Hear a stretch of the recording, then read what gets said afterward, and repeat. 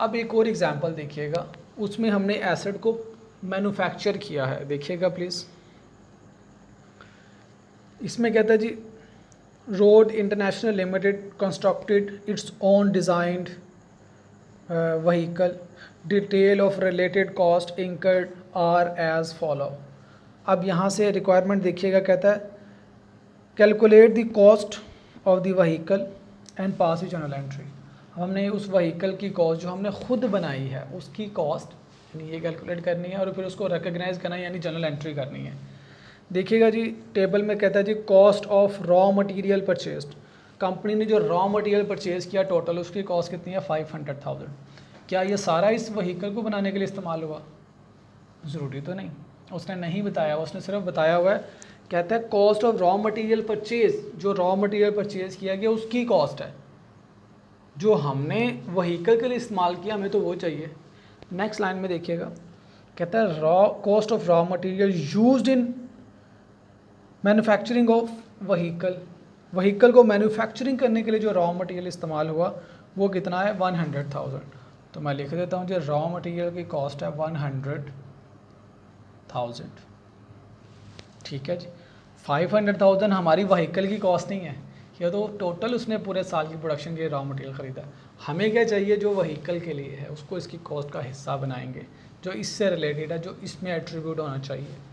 Next देखिएगा, कहता है factory cost incurred on manufacturing vehicle. Factory cost मतलब इलेक्ट्रिसिटी, इंजीनियरिंग की कॉस्ट, ओवरहेड की कॉस्ट, टेस्टिंग की कॉस्ट, सारी जो मैन्युफैक्चरिंग की कॉस्ट है that is factory cost. Factory cost कितनी है जी, फैक्ट्री कॉस्ट उसने इससे रिलेटेड बताई है पर्टिकुलरली, कहता है factory cost incurred related to manufacturing of vehicle, सिर्फ इसी व्हीकल से रिलेटेड उसने मैन्युफैक्चरिंग कॉस्ट बताई है दैट इज़ 40,000। अब उसने पूरी फैक्ट्री की बताई होती तो वो हमसे रेलिवेंट नहीं थी, हमें सिर्फ इस व्हीकल से रेलिवेंट चाहिए। नेक्स्ट देखिएगा, test to ensure vehicle safe before brought into use. कि आपने ये देखना व्हीकल सेफ भी है चलाने के लिए, हम उसको इस्तेमाल में लेंगे सेफ है या नहीं, यानी इन शॉर्ट टेस्टिंग की कॉस्ट है। तो हाँ, ये भी इसकी कॉस्ट में ऐड होनी चाहिए क्योंकि अभी तो इस्तेमाल में नहीं आई। टेस्टिंग की कॉस्ट कितनी है, दैट इज़ 20,000। ठीक है जी, उसके बाद लिखा हुआ है फैक्ट्री, गौर से देखिएगा, फैक्ट्री लेबर कॉस्ट, पूरी फैक्ट्री की लेबर कॉस्ट बता दी। हमसे रिलेटेड पूरी फैक्ट्री की लेबर कॉस्ट नहीं है, हमने तो ये देखना है इस व्हीकल के लिए कितनी फैक्ट्री कॉस्ट आई है। तो देखिएगा नीचे एडिशनल इन्फॉर्मेशन में कहता है 80% of the total labour cost for the year were incurred on building roads and 20% there of were incurred in manufacturing of vehicle. यानी व्हीकल को मैन्युफैक्चरिंग करने की 20% कॉस्ट है।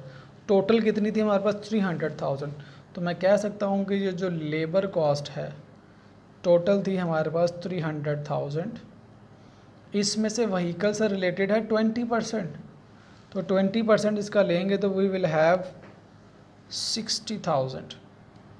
ठीक है जी, नेक्स्ट देखिएगा क्या कहता है, कहता है जी the vehicle was first brought into use on a contract. आपको कॉन्ट्रैक्ट मिला और आपने इस व्हीकल को पहली दफ़ा इस्तेमाल किया on 1 November 2002, although it was available for use from 1st October 2002। 1st अक्टूबर 2002 इस डेट पे ये अवेलेबल फॉर यूज़ थी। तो हमने किस डेट को देखना होता है, जिस डेट पे अवेलेबल यूज़ है उस डेट पे रिकग्निशन करनी है, अगर हम कॉस्ट रिलायबली मेजर कर सकते हैं तो इसके अलावा कुछ और नहीं बताया हुआ जी। इसको टोटल कर लें, वी विल हैव कॉस्ट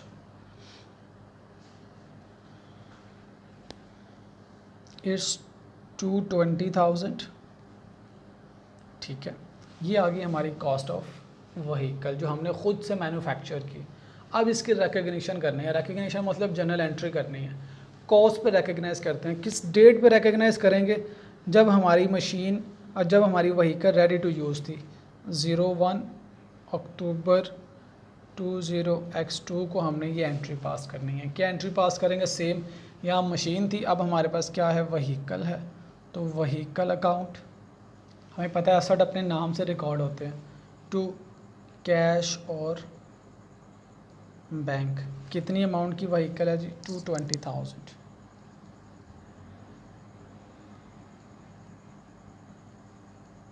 ठीक है जी। तो ये हमने क्या कर दिया, इसको रिकग्नाइज़ कर दिया। किस डेट को रिकग्नाइज़ करते हैं इसको? जिस डेट पे ये अवेलेबल फॉर यूज़ हो गया। तो हमें कुछ कॉस्ट की नेचर समझ आ गई इस बेसिक एग्जांपल से। अब हम इससे आगे फर्दर प्रैक्टिस करेंगे।